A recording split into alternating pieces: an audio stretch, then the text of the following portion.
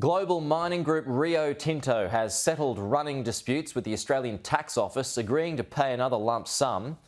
Almost $1 billion has been paid, money the ATO claims the mining giant owed. The settlements include a dispute over whether the company should have deducted interest payments from money it borrowed from itself to pay its UK arm, and an argument over alleged transfer pricing through its controversial Singapore arm. Rio Tinto has paid 78% of the total owed. The ATO says it's a good outcome for the Australian tax system. And joining us live now is the Assistant Minister for Competition, Charities and Treasury, Andrew Leigh. Good morning, Andrew. Good to see you. That's quite the amount to cough up. It certainly is, and it's a testament to the corporate tax inquiry headed by Labor senators in 2015, which first flagged the issue of marketing hubs. I think Australians would find it pretty odd that you had resources companies digging up resources in Australia, selling them to a second country, and yet the payments were being routed through a third country. So 4 years ago, BHP reached a $500 million settlement, and this $1 billion settlement from Rio doesn't just cover past tax payments, but also says that going forward, taxes on Australian commodities be paid in Australia, which is the way it should be. Who are you eyeing off next?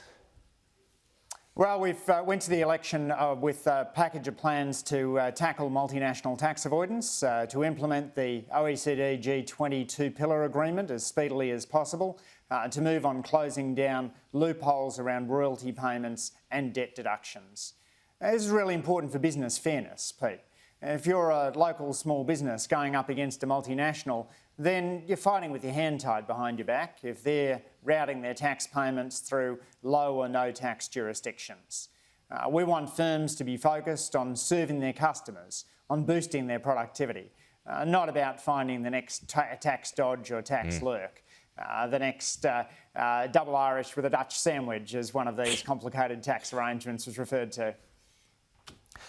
What was that, a what sandwich? Double Irish with a Dutch sandwich. Closed down now thanks to the Irish government, but used by Facebook and Google to massively reduce their tax bill. Right. And we've only found out about some of these arrangements, Pete, as a result of leaks of information from various sources. Okay. Panama Papers, Pandora Papers, Paradise Papers, LuxLeaks have shone a light onto the extent of corporate tax dodging. Okay, just onto more local matters, in particular the RBA. The Prime Minister urging the RBA, which as you know is independent, to not overreach in terms of playing catch-up at the moment to tame inflation. Do you agree with him? Would you be echoing those calls? The Independent Reserve Bank will make its own decisions, but I do think that these are challenging circumstances for monetary policymakers around the world.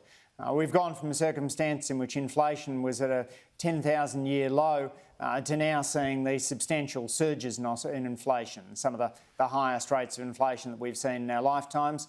The long-run expectations for inflation are for it moderating within the next couple of years.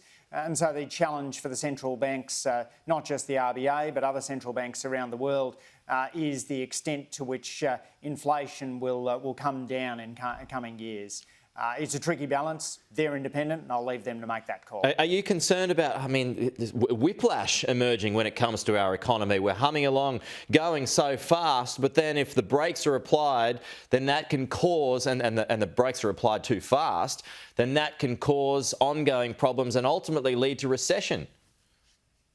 You're totally right about the challenge here, Pete. It's always the challenge that monetary policymakers face. You want to take away the punch bowl before the party gets started, in Alan Greenspan's words. The risk is that otherwise you can end up into a hard landing situation.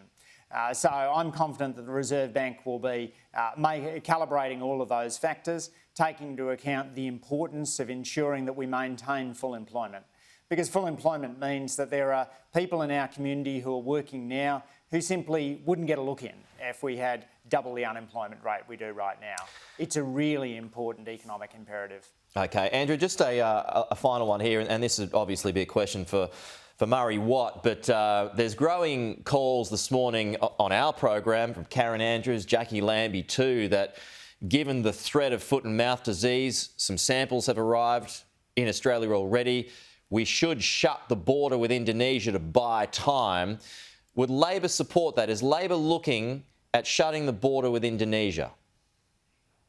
We're looking at working cooperatively with Indonesia, and you've seen Murray Watt engaging directly with his Indonesian counterpart.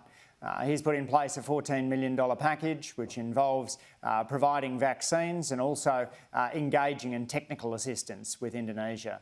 We've got these footpads now in place in a number of international airports, and we've stepped up the scrutiny of meat products coming into Australia following the discovery of some foot and mouth disease fragments in a sample that was discovered this week. So we're very focused on making sure we work collaboratively with Indonesia. They're an important partner and neighbour in our region. We want to help them to get foot and mouth disease under control in Indonesia, as well as making sure it doesn't spread here. But should the border be closed? That's not something we're looking at the moment. Okay. Andrew Leigh, appreciate that. Thank you.